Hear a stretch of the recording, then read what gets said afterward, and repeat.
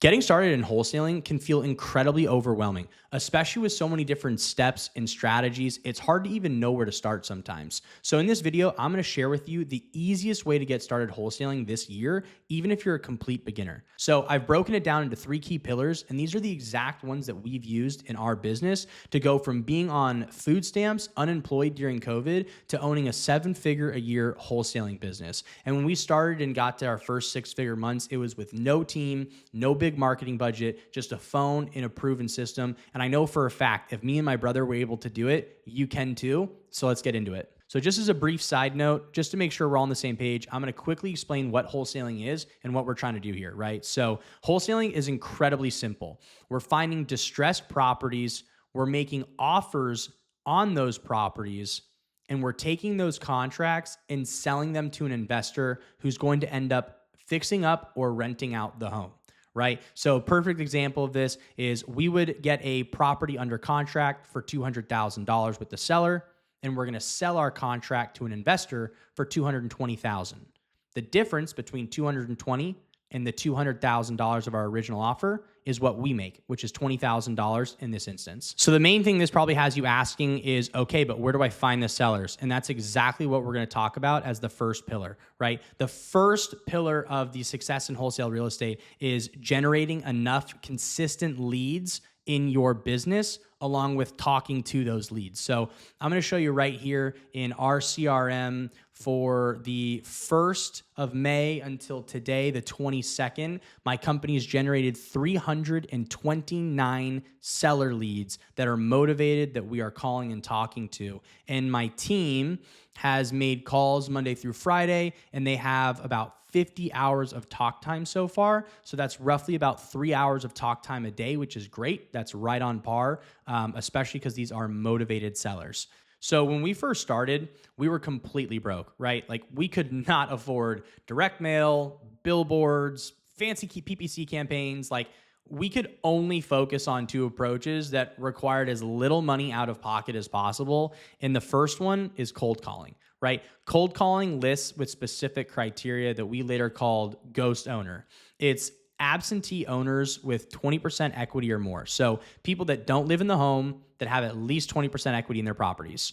Non-LLC or corporation-owned properties, and values between $0 to $300,000. This just makes sure we're calling sellers who can actually take our lower offers rather than owing more on the property than we can even pay them, right? So in using simple calling tools, we could reach probably, 20 to 30 sellers per hour. Even with a low contact rate, you only need a few good conversations to find some opportunities where you can make a lot of money from it. So the dialer we used was Mojo. And you can go to mojosales.com, check it out. Lets you call up to 3 sellers at a time. Pretty simple to use.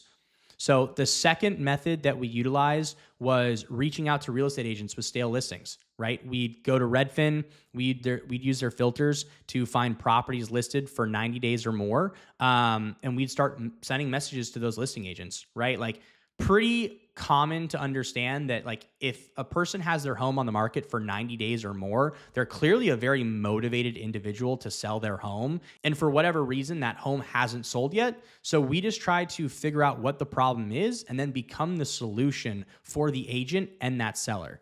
And really just like the key metric that changed everything in our business was just getting at least 1 to 2 hours of talk time each day and making 2 to 3 offers. Like that consistency is just what ended up separating us from everybody else who would end up quitting. Now, obviously, generating leads is great, but that's just the first piece of the puzzle, right? Once you have a motivated seller on the phone, you have to have a proven system to actually get these contracts signed.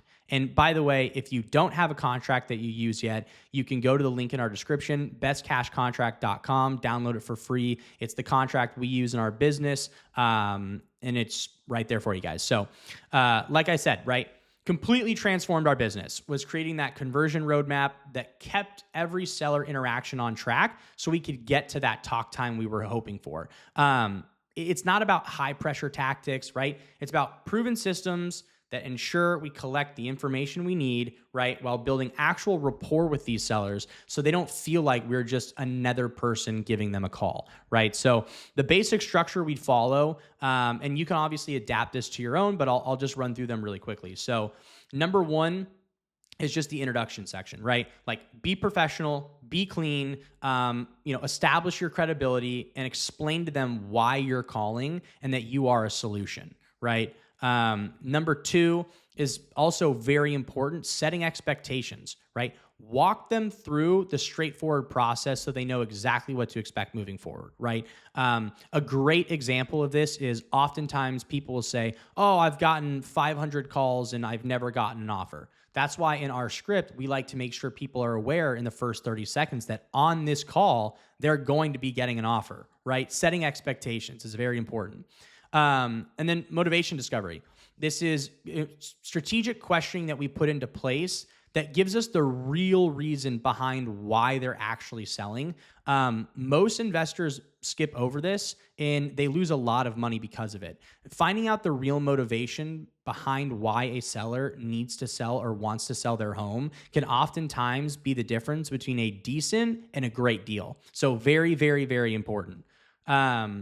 And then obviously timeline questions, right? Like determining their ideal time frame for completing the transaction. Do they need 30 days to move out? Do they want to close in 7 days? Do they need 60 days? All things that are going to be very relevant when we're selling the deal. So, of course, property information, just figuring out the occupancy, property details, things that we might need to do, and of course, condition, right? Figuring out, is the property does it need a little bit of work? Does it need a lot of bit of work? Is the roof okay?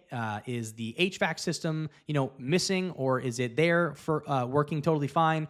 All of these things are going to have a difference in what we offer. So, again, brings us right into price expiration, right? This is a very, very delicate conversation to have with these people, having tactical conversations about pricing and expectations to make sure we try to align their expectations with reality, given the condition of their property. One of the last ones is offer presentation, framework for delivering your offer that maximizes acceptance. And what I mean by that is having your offer presented in a way that does not come off as aggressive or offensive. Because a lot of times people are very emotional about their homes. They're in heightened emotion states because they're in distress. So again, we want to make sure we're handling this tactfully with empathy as well. So, and then of course, like letting people know what the closing process looks like, walking them through it briefly, letting them know that it's not going to be a hassle. They're looking for an easy and quick solution. So it's always remember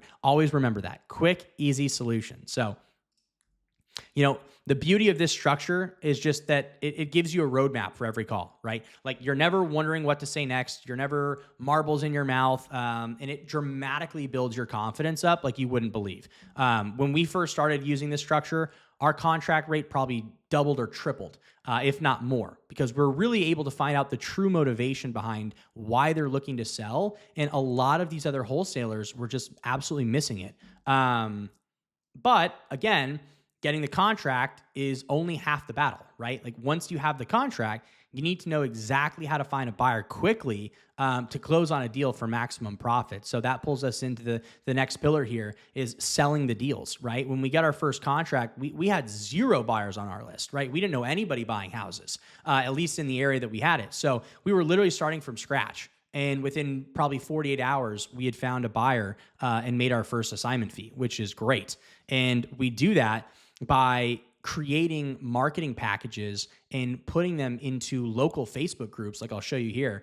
For instance, let's say you're in North Carolina, you come to your search bar, type in, North Carolina real estate investors, right? And you'll see here that comes up, you'll have a couple different ones. North Carolina real estate investors, there's 37,400 members. What I would do is I would join these groups and I would start posting our deals in here, and you'll see others. See, perfect example. Here's a wholesaler right here, assignment of contract, $145,000 cash. He's got 6 comments on this, and it's been a day or 2 days, right? So again, a very powerful tool that has overlooked all the time is going into local Facebook groups that already have the buyers there and just presenting it in a way that makes sense. And you might be saying, what do you mean by that? Well, putting the property together in a proper marketing package is one of the biggest things we can do to actually help our buyers see the benefit of our deal,